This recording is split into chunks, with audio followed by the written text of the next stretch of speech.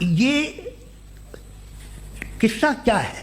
اب آپ یہ دیکھیے کہ مجھے کبھی کبھی لگتا ہے کہ جو فٹ بال فائنل ہوتا ہے، لاکھوں لوگ ہوتے ہیں، پھر وہ ٹی وی کور کرتی کروڑوں لوگ، اگر اس میں خدا کی ایک بومنگ آواز آ جاتی میں گاڈ ہوں، تو سارے لوگ ابھی سن لیتے اور ٹی وی پہ بھی سن لیتے، قصہ ختم ہوتا۔ یہ اتنی رازداری کیا ہے کہ تم سامنے کچھ تو ثبوت دے دو ہمیں سالڈ، یہ کہ صاحب یہ یونیورس کیسے بنی، اس سے مسئلہ کیا حل ہوگا؟ میں پوچھوں گا آپ سے خدا کیسے بنا؟ کیوں نہیں پوچھوں گا کیسے بنا؟ بلکہ وہ تو کائنات سے کہیں زیادہ انٹیلیجنٹ ہے، کائنات سے کہیں زیادہ کمپلیٹ، جی وہ ہمیشہ سے ہے۔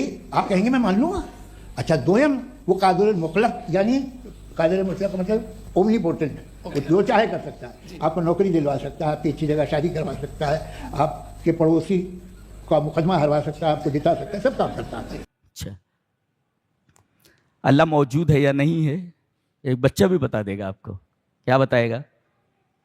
ماں باپ کے ساتھ بچہ پکنک پر گیا ہوا ہے، ایک جنگل میں پہنچتا ہے اور دیکھتا ہے کہ وہاں ٹینٹ لگا ہوا ہے اور دیگیں چڑھی ہوئی ہیں، کھانے بن رہے ہیں، لکڑیاں جل رہی ہیں، لیکن آدمی کوئی نظر نہیں آ رہا ہے۔ بچہ فوراً اپنے ماں باپ سے کہے گا امی ہم لوگوں سے پہلے ہی کوئی یہاں آ گیا ہے، دیکھو ٹینٹ لگا لیا اس نے، تو کھانے وغیرہ بن رہے ہیں، کھانا بن رہا ہے، لکڑیاں جل رہی ہیں، ٹینٹ لگا ہوا ہے۔ یہ اس بات کی دلیل ہے کہ کوئی نہ کوئی وہاں موجود ہے۔ ایک بچہ بتا دے گا کہ یہ ٹینٹ لگا ہوا ہے، کھانے بن رہے ہیں، لکڑیاں جل رہی ہیں، کوئی نہ کوئی موجود ہے۔ ملحد کہتا ہے کہ کوئی موجود نہیں۔ بھائی دلیل؟ نہیں موجود ہے، نہیں موجود، یہ تیرا دعویٰ ہے، نفی نہیں ہے، تیرا دعویٰ ہے۔ اللہ موجود نہیں ہے، یہ تیرا دعویٰ ہے۔ سو برڈن آف پروف یعنی بار ثبوت مدعی کے اوپر ہے۔ دلیل تو دے اللہ موجود نہیں ہے، دلیل نہیں ہے۔ ایتھیسٹ کے بعد دلیل نہیں ہے اللہ کے موجود نہ ہونے کی، کہ اللہ موجود نہیں ہے، اس کی کوئی دلیل ایتھیسٹ کے پاس نہیں ہے، ملحد کے پاس نہیں ہے۔ آدمی زیادہ سے زیادہ یہ کہہ سکتا ہے مجھے معلوم نہیں کہ اللہ ہے یا نہیں، یہ کہہ سکتے ہو، لیکن اللہ نہیں ہے یہ دعویٰ ہے۔ اگر یہ دعویٰ ہے تو برڈن آف پروف، بار ثبوت تمہارے اوپر، تم ثابت کرو کہ اللہ موجود نہیں ہے۔ اور سائنس یہ کہتی ہے کہ میٹر کو پیدا نہیں کرتا، یہ قاعدہ ہے۔ یہ گلاس ہے، میٹر ہے، یہ میٹیریلسٹک ہے، یہ میٹر ہے۔ اب بولو زندگی بھر اس کو رکھتے رہو، لیکن یہ گلاس دوسرے گلاس کو پیدا نہیں کر سکتا، یہ قاعدہ ہے۔ میٹر کو پیدا نہیں کرتا، میٹر ڈزنٹ کریٹ میٹر، یعنی میٹر کو پیدا نہیں کرتا، یہ سائنس بھی اس کو مانتی ہے۔ اور دوسرے خود بخود کوئی چیز نہیں ہوتی، یہ بھی سائنس مانتی ہے۔ خود بخود کوئی چیز نہیں ہوتی، سائنس مانتی ہے۔ اور میٹر کو پیدا نہیں کرتا، یہ بھی سائنس مانتی ہے۔ تو جب میٹر موجود ہے تو پیدا کرنے والا موجود ہونا چاہیے، اور وہ بھی میٹر نہیں ہونا چاہیے، اس لیے کہ میٹر کو پیدا نہیں کرتا۔ لہذا اللہ تبارک و تعالیٰ کی جتنی صفات ہیں مخلوق کی وہ صفات ہو ہی نہیں سکتی، بالکل الگ ہونے چاہیے۔ خالق بالکل الگ ہونا چاہیے مخلوق سے، لہذا خالق کے لیے مخلوق کی مثال نہیں دی جا سکتی کہ اس تک پہنچنے کے لیے ہمیں رسی کی ضرورت۔ اللہ کیا پاگل پنا ہے یہ۔ الحمدللہ الذی خلق السماوات والارض۔ اور دوسرے فطرت بھی یہ کہتی ہے، دنیا میں کوئی آدمی کھڑا ہو کر کے کہے کہ ہم نے آسمان کو بنایا، ہم نے زمین کو بنایا، لوگ کہیں گے پاگل ہے یہ۔ میں ہی کھڑا ہو کر کے بیان کروں کہ میں نے آسمان کو بنایا، لوگ کہیں پاگل ہے تو، تیری پیدائش سے پہلے زمین اور آسمان تھے۔ جی تو کیسے کہہ سکتا ہے میں نے؟ تو کوئی نہیں کہہ رہا ہے کہ یہ آسمان میں نے بنائے، یہ زمینیں میں نے بنائی، یہ پہاڑ ہم نے زمین کے اوپر کھڑے کیے۔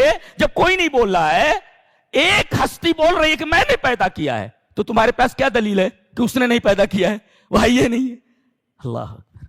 اچھا فطرت مجبور ہے ماننے پر، ماننا ہی پڑے گا۔ کیوں؟ میں مثال دیتا ہوں، ایک بچے اس مثال کو سامنے رکھیں۔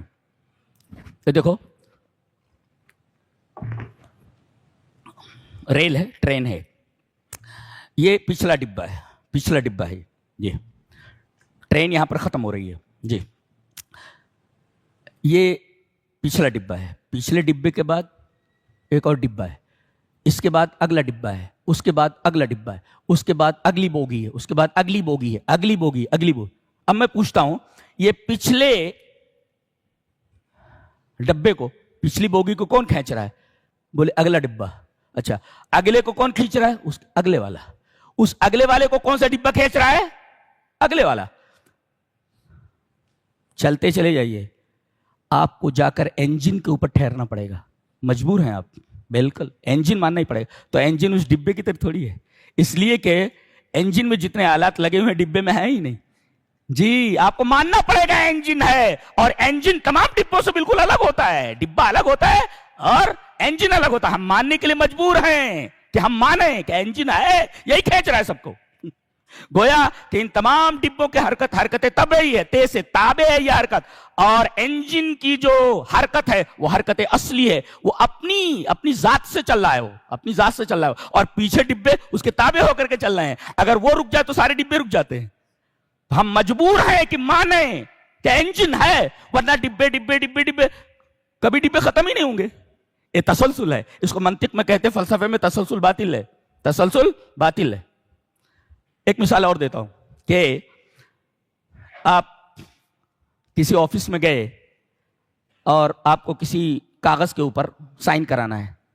اچھا، سائن کرانا ہے. پتہ ہی چلا 10 لوگ اس پر سائن کریں گے، 10 لوگ اس پر سائن کریں گے. 10 کے بعد آپ کی باری آنے والی ہے نا. ایک آدمی سائن کر رہا ہے، دوسرا کر رہا ہے، تیسرا کر رہا ہے، 10واں سائن کر رہا ہے.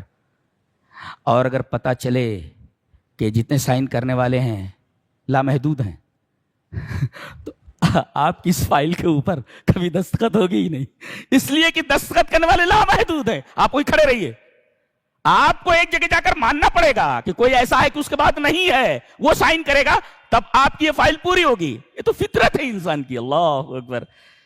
تو سائنٹیفیکلی بھی اللہ تبارک و تعالیٰ کو وجود ثابت ہے.